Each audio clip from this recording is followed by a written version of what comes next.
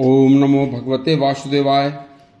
आज का जो प्रसंग है यह कूर्म पुराण एक पौराणिक ब्राह्मी संहिता है।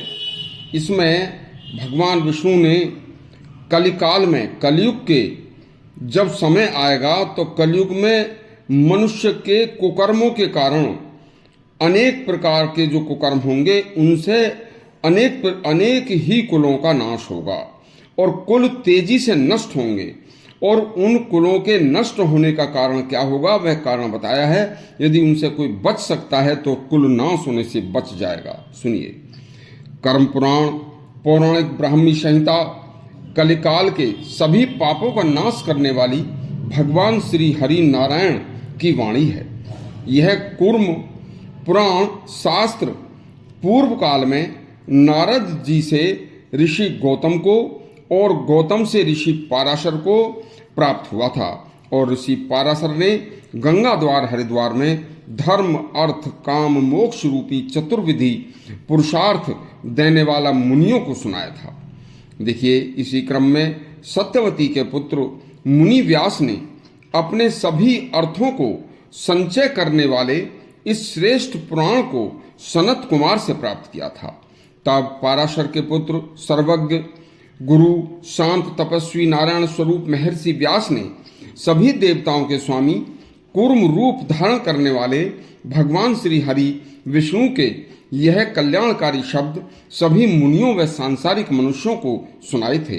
तो सुनिए, कृतयुग सतयुग को कहते हैं, त्रेता युग, द्वापर युग और कलयुग, चारों युगों का वर्णन व भविष्य बताया है इस पुराण में, जिसमें द्वापर के अंत में श्री नारायण के अवतार श्री कृष्ण भगवान अपने परम पद को चले जाने के बाद कलिकाल का आरंभ करेंगे। तब उस युग में सभी लोग वर्णाश्रम धर्म का परित्याग करके पापाचरण करने वाले हो जाएंगे। तो उसमें एक श्लोक है, सुनिए, कलौ प्रमार को रोगा सततम क्षुद भयम तथा अनावृष्टि भयम धीरम घोरम दशानाम चय विप्रय अधर्मिका अनाचारा महाकोपाल्प चेतसा अनर्तम वदन्ति ते लुब्धा तिष्यन्ते जाता सदु प्रजा। देखिए, इस श्लोक का भावार्थ है कि रोग यानी शरीर रोगी होंगे, क्षुद्ध यानी भूख होगी, भय होगा, अनावृष्टि होगी, दुराचार होंगे, लोभ मोह असत्य भाषण आदि के कारण मनुष्य कलयुग में जो प्रजा होगी वह मनुष्य प्रजा सत्य प्रजा नहीं कहलाएगी। विप्रों के कर्म ब्राह्मणों के कर्म दोष के कारण प्रजा में भय उत्पन्न हो जाएगा। सभी मनुष्य अपने अपने कर्मों को त्याग कर अल्प बुद्धि वाले और अल्प आयु वाले हो जाएंगे। देखिए, स्नान ध्यान यश हवन देव आराधना से हटकर ब्राह्मण दुख के सागर में डूब जाएंगे। सामान्य लोग धर्म शास्त्रों धर्म ग्रंथों को काल्पनिक कहना शुरू कर देंगे।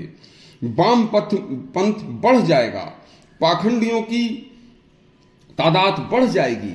इस प्रकार विविध दोषों से परिपूर्ण कलयुग में रहने वाले युवा लड़के लड़कियां स्वच्छंदता के कारण आपस में बिना विवाह किए, बिना संस्कार के तथा बिना वर्ण व्यवस्था के अपने पूर्वजों तथा कुल परंपरा को भूलकर वर्ण संकर संतान पैदा करने लगेंगे और कहीं के कहीं पहुंचकर जाकर रहकर माँ बाप दादा दादी अपने सभी वर्ण व्यवस्था व सभी को भूल जाएंगे।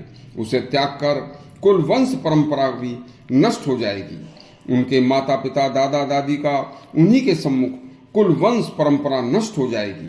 लड़का लड़की किसी वर्ण का और लड़की किसी वर्ण की होकर अनेक वर्ण संकर संतान पैदा होंगी और हमारा कुल वंश वर्ण जाति क्या थी।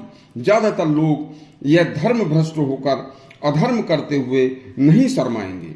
देखिए, स्त्रियां निर्लज्ज होकर अपना पति धर्म और गृहस्थ के नियम भूलकर कभी भी किसी भी परपुरुष के साथ रहने में कोई संकोच नहीं करेंगी और यह भूल जाएंगी कि मेरा कुल वंश मेरा अपना जाति धर्म क्या था और किस विधर्मी के साथ आज मैं रहने जा रही हूँ, उन्हें कोई ध्यान नहीं रहेगा। बस उसी समय उस कुल का वंश नाश हो जाएगा। उनसे पैदा संतान को जो कोई संस्कार देने वाला ही नहीं मिलेगा तो वह जो संतान होगी वह गैर संस्कारी होगी और वह यह भी नहीं जान पाएगी कि कुल, वंश, वर्ण, जाति, धर्म क्या होता था, हमारा क्या है। बिना विवाह संस्कार और वैदिक रीति के बिना ऐसा करने से कभी भी स्त्री पुरुष फिर किसी एक दूसरे के साथ रहकर पिछले को छोड़कर दूसरे के साथ जाने में संकोच नहीं करेंगे। सभी सामाजिक ढांचा अस्त व्यस्त हो जाएगा, धर्म कर्म सभी लोप हो जाएंगे और तब कौन किसका था, क्या किसका लगता था, क्या किसका किसी से रिश्ता था, यह भी किसी को पता नहीं होगा। इससे आगे की कथा कल सुनाएंगे। इस तरह के धर्म शास्त्रों के प्रसंग सुनने के लिए हमारा चैनल सब्सक्राइब करें और घंटी दबाएं। धन्यवाद।